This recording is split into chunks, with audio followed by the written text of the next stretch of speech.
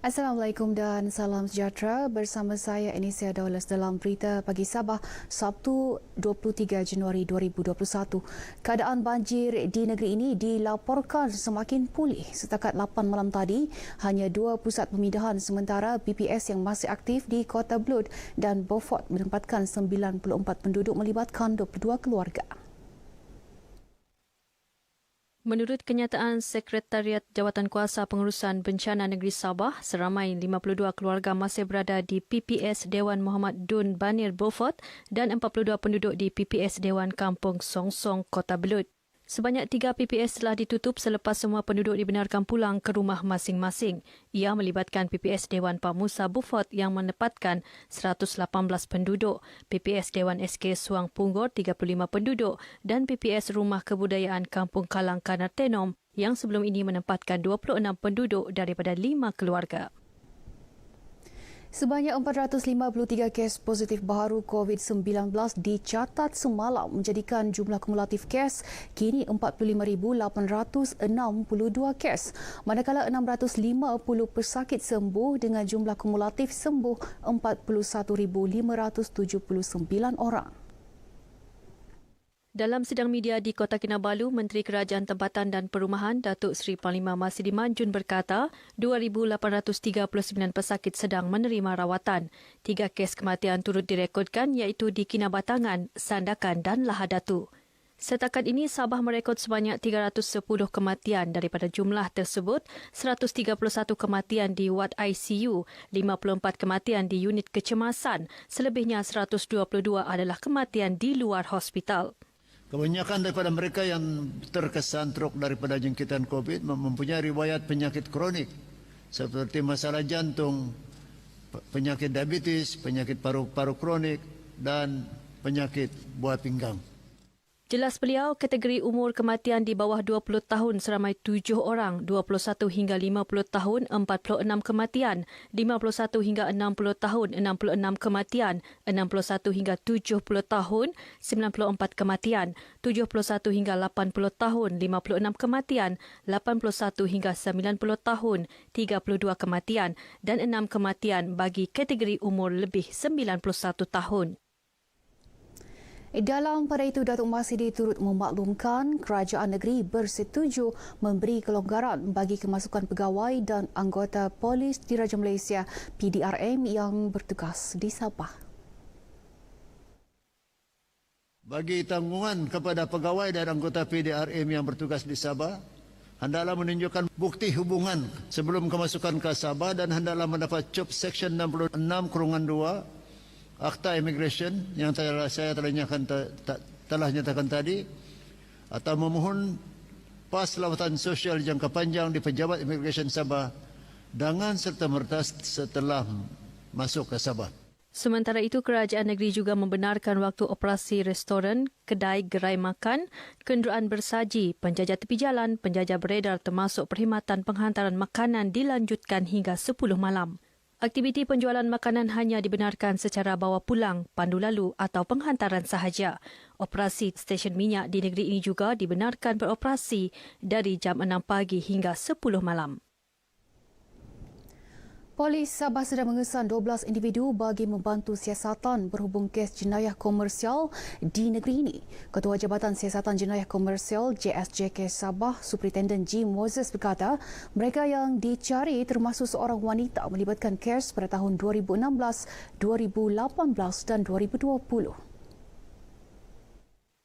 Individu berusia antara 29 hingga 64 tahun ini dikehendaki bagi membantu siasatan berhubung kes penipuan dan pecah amanah. Bagi kes-kes tipu, kita ada 10 orang dan bagi kes CBT, pecah amanah jenayah ni ada 2 orang. Bagi kes-kes tipu ni melibatkan kes-kes tipu tuntutan invoice palsu, tipu jual beli telefon bimbit, tipu jual beli rumah, tipu projek-projek yang tidak wujud, tipu jual beli face mask. Beliau berkata demikian dalam sidang media di Kota Kinabalu. Menurut Superintendent Jim Moses, semua kes berkenaan berlaku di negeri ini melibatkan warga tempatan dan luar Sabah. Orang ramai mempunyai maklumat boleh berhubung dengan pegawai penyiasat atau balai polis berdekatan. Penjawat awam Persekutuan di Sabah perlu menunjukkan contoh baik kepada masyarakat dengan sentiasa mematuhi prosedur operasi standard SOP mengekang penularan pandemik COVID-19. Setiausaha Persekutuan Sabah, Datuk Samsuni Muhammad Noor berkata, ini kerana kadar pematuhan SOP dalam kalangan masyarakat semakin menurun sejak kebelakangan ini. Kita merupakan, saya katakan, frontliner yang bersama-sama untuk membendung ataupun mengekang penularan COVID-19 ini. Jadi kita sama-sama berdoa lah berdasarkan pada trend sekarang kita dapati bahawa kadang-kadang bila kita dah selesa, kadang-kadang kita sudah lupa. Datuk Samsuni ditemui RTM selepas menyempurnakan program tanggungjawab sosial korporat Pejabat Persekutuan Sabah di Kota Kinabalu. Mengenai program ini, beliau berkata ia usaha mendidik penghuni Kotas tentang pentingnya mematuhi SOP sekaligus membantu mengekang penularan COVID-19. Program CSR itu melibatkan pengagihan sumbangan pelitup separuh muka dan cecair pembasmi kuman kepada 431 penerima dari 4 buah Kotas Persekutuan iaitu 3 di Likas dan 1 di Taman Indah Permai Sepanggar. Individu yang dilantik menerajui kepimpinan di Mahkamah Anak Negeri Beluran diingatkan menjalankan tanggungjawab seperti diamanahkan. Ini termasuk menyelesaikan setiap aduan atau masalah dilontarkan masyarakat berhubung istiadat menjurus kepada Undang-Undang Anak Negeri Sabah. Anggota Dewan Undangan Negeri Adun Labuk Samad Jamri berkata kepimpinan tersebut yang terdiri Ketua Daerah, Ketua Anak Negeri, Wakil Ketua Anak Negeri dan Ketua Masyarakat Cina memainkan peranan membantu masyarakat setempat dalam menyelesaikan masalah, terutama menegakkan keadilan dan keharmonian hidup rakyat. Sebab itulah keperluannya amat penting di mana aduan-aduan ini yang tidak dapat disampaikan di tempat lain ataupun di mahkamah sivil umpamanya, dan ianya memerlukan penyelesaian di Mahkamah Anak Negeri itu sendiri. Beliau ditemui RTM selepas majlis penyampaian watikah pelantikan Ketua Daerah, Ketua Anak Negeri, Wakil Ketua Anak Negeri dan Ketua Masyarakat Cina bagi kawasan Beluran. Majlis menyaksikan pesara kerajaan yang juga bekas Pegawai Tadbir Agama Jahins Beluran, Ahmad Saruna dilantik sebagai Ketua Daerah Beluran. Sementara itu, Ahmad berkata pengalaman bertugas sebagai Pegawai Tadbir Agama Jahins Beluran akan dijadikan landasan mencorakkan hala tuju dan integriti Mahkamah Anak Negeri Beluran. Mana-mana bab yang bukan bidang kuasa kita akan transfer semula kepada pihak berkenaan iaitu Mahkamah Syariah atau berjalan secara hakiki. 2 Ketua Anak Negeri dilantik iaitu Indar Jahaya Bakia dan Jem Langah, manakala 4 Wakil Ketua Anak Negeri yang dilantik adalah Aladin Munabi, Julai Mail, Joseph Juling dan Afendi Michael, manakala Ketua Masyarakat Cina Chua Ken Lai. Inisiatif meneruskan tempoh moratorium dan pengurangan ansuran pinjaman dalam inisiatif pakej bantuan perlindungan ekonomi dan rakyat Malaysia Permai memberi kelegaan kepada golongan pekerja yang bergantung kepada upah harian. Warga Bandaraya Kota Kinabalu yang ditemui RTM menzahirkan terima kasih dan bersyukur kerana inisiatif itu meringankan beban mereka. So dia boleh mengurangkan lagi beban kita sebagai pengusaha kecilan yang mana pembayaran melalui bank tu dikurangkan. Saya amat bersetujulah sebab dia meringankan sikit beban kepada usahawan-usahawan yang baru ni dan amat membantu untuk usahawan dalam masa pandemik yang sekarang. Membantu kami dari segi penjimatan perbelanjaan di mana pinjaman perniagaan tidak perlu dibayar pada ketika ini, pengurangan sewa. So dengan pendapatan yang berkurangan, benda ni sangat memberi impak yang besar. Ialah komitmen sana, komitmen sini, kereta, rumah dan pelbagai lagi lah yang perlu dihadapi, yang perlu dilunaskan. Jadi moratorium ini dapat memberikan kami sedikit kelegaan. Kekurangan begalan darah di unit tabung darah negeri ini terus mendapat perhatian pelbagai pihak. Tidak terkecuali Hospital Gleneagles Kota Kinabalu dan Riverson Kota Kinabalu dengan kerjasama Hospital Queen Elizabeth tampil membantu dengan menganjurkan kempen derma darah.